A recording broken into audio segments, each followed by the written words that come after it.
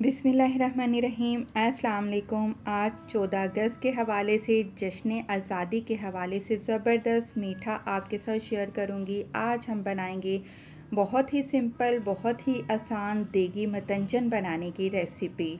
और आप भी खुश रहें और खुशियाँ बांटें अपने फैमिली के साथ, अपने रिश्तेदारों के साथ। तो ज़बरदस्त रेसिपी को स्टार्ट करते हैं।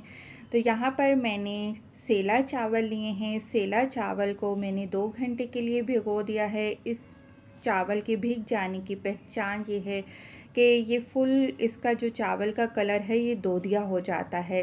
तो बेहतर यही है कि ज़र्दा बनाने के लिए आप सेला चावल इस्तेमाल करें, वरना आप बासमती चावल भी इस्तेमाल कर सकते हैं।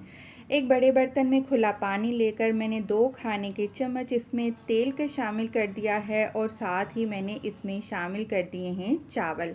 अब तेज़ आंच पर बग़ैर ढके आपने इनको बॉईल करना है। यहाँ पर आप एक गलती करते हैं जिसकी वजह से आपको हमेशा शिकायत रहती है कि चावल सख्त हो जाते हैं।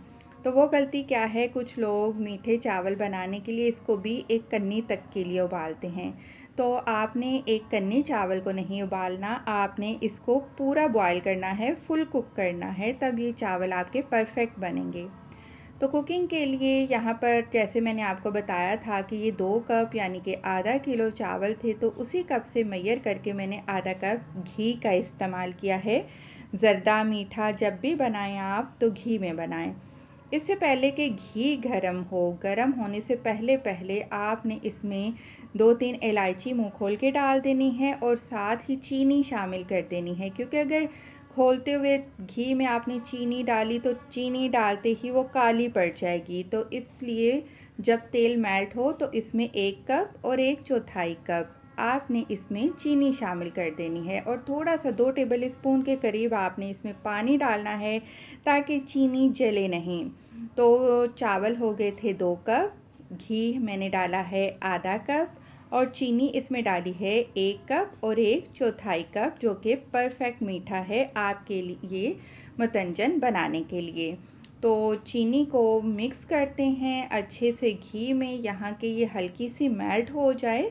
और यहाँ पर आप चेक करिए कि चीनी मेल्ट हो चुकी है और मेल्ट होकर ये चिपकना आपस में चिपक चुकी है।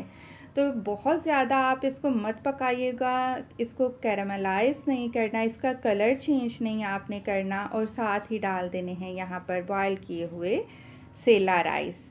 और अब सेला राइस को आपने इस शीरे में अच्छे से मिक्स करना है।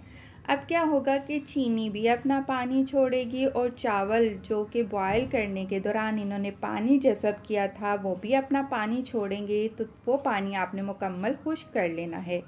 अब यहाँ पर आप चेक कीजिए कि पानी मुकम्मल खुश्क हो चुका है और हमें घी ही घी नज़र आ रहा है। बस यहाँ पर अब आपने कलर ऐड कर देना है। ये मेरे पास है ग्रीन फूड कलर, क्योंकि हम 14 अगस्त के हवाले से रेसिपी बना रहे हैं तो मैंने सिर्फ हरा रंग ही इस्तेमाल किया है। और जिस तरीके से मैं ये पाउडर कलर डाल रही हूँ, आप परेशान मत होइएगा कि इतना सारा कलर मैंने डाल दिया है। बस जिस चावलों पर ये कलर गया है ये वहीं तक महदूद रहेगा, ज़्यादा नहीं फैलेगा। तो अब आपने क्या करना है कि इसको ढक देना है और दम पर आपने इसको रख देना है।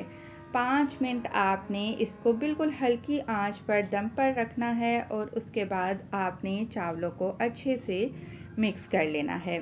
और ये देखिए, मैंने आपको कहा था ना कि जो कलर मैंने डाला है बस उन्हीं चावलों तक महदूद रहेगा। तो अगर आपको वीडियो पसंद आई है, जाते जाते लाइक करते जाएं। खुश रहें, दुआ में याद रखें। अल्लाह हाफिज़।